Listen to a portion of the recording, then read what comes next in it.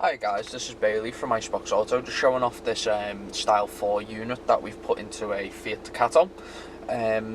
We've done plenty of Ducatos before, but we've not put this version of the screen into one, so it's just a quick run through pretty much of what it can do and what it looks like and pretty much how it works.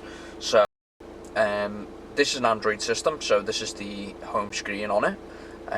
You've got options for your FM radio, you've got recently used apps, a widget for whatever map it is you want to use, and then over here you've got Bluetooth, CarLink, and then a DVR camera, which we've not put in. So first things first, I'll probably show off the CarPlay or the Android Auto, as this is what most people generally want them for. So I've just got my phone here, and I'm quickly going to pair it up. Now, generally when you pair these up, you want to make sure you turn the Wi-Fi of the system off, and then once that's done, let me just do a quick little rescan on my phone. It should show up. Just gotta give it a moment. There we go.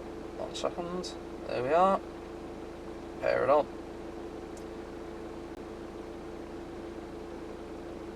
And then we want to allow contacts and messages, so that obviously we can get calls and voicemails and whatnot through it. So there we go. So that's my Android Auto paired up from my phone. Obviously we all kind of know what Android Auto does. It's pretty much just a mirror app for your phone for the most part. So there we go. That's just my phone paired up to it. It's got all my Spotify and all my maps and whatnot. It's sharing my phone's data down here, and it does that through just the Wi-Fi connection on your phone pretty much. If I'm going back, swipe down, press home. You can alternatively press the exit button, that also works. And if I swipe across, these are all the applications that come pre-installed on the system. You got things like your DVR camera. This app store is an app store for the unit, so generally when you put these in, you get something called the CAN bus box, which works with the steering wheel controls. Occasionally what you have to do is you have to go onto this application, which I can show you now actually. I just need to switch my phone's Bluetooth and Wi-Fi off so that the Android Auto will disconnect, and then if I just switch Wi-Fi back on, I do that. There we go. See how it turns the hotspot on. On a device you can't have a mobile hotspot and the Wi-Fi switch on at the same time, so as soon as you pair up to a Wi-Fi, it'll switch your CarPlay, your Android Auto off, which is getting hotspotted by the unit. Then if I go App Store here, I'm just hoping that we're close enough to the what you call it, the office, to get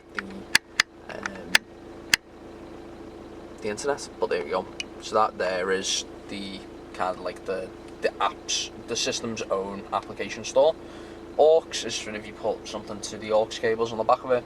Bluetooth, the system has its own Android Bluetooth, so you can use the CarLink, but you can also just use the system of its own accord, so you don't actually have to have your phone if you get in the car. Sometimes it's better to put a SIM card into it or hotspot it from your phone, pair up to that Bluetooth, and then run the unit on its own legs pretty much. Calculator, there's a calculator. CarLink, your phone. Chrome is just a browser. Control, this is your steering wheel control setup. It's pretty rare that you need to do this. It's generally for cars that don't come with a CAN bus box, where you have to program the controls in automatically. Equalizer, this will just be your equalizer. It's got a bunch of stuff on it in terms of making the sound better. File manager, it's a file manager. If you plug USBs into the unit, obviously you'll be able to access the USB you've put in it. If it's got films or songs on, you're able to basically transfer them from the pen drive to the radio, and vice versa. Gallery, same thing. Google browser, this is a map that the manufacturers put on them. Don't use it. That's Google Maps. Media is just accessing the pen drive. Operation guide is just a PDF on how it works. The Play Store there is just a Google Play Store, and that's where you download apps to the system, and you need to sign in. Route, I actually don't know what that is. I think it might be something to do with this little thing down here, which is just like a little car. Settings, there's absolutely tons of them, so mess around with them. But factory and protocol are generally the two that you need to go into when you first set the system up. They'll be the ones that allow you to kind of program the unit to the car. Touch assistant, see this little thing up here? If you ever want to get rid of this display button, There it is. Because this is just like a little hotkey that can get you about, but I think it gets in the way, so generally I'll switch it off. Video player is the same as media, except it's for films, and YouTube is just a YouTube application for obviously just YouTube, but it needs internet.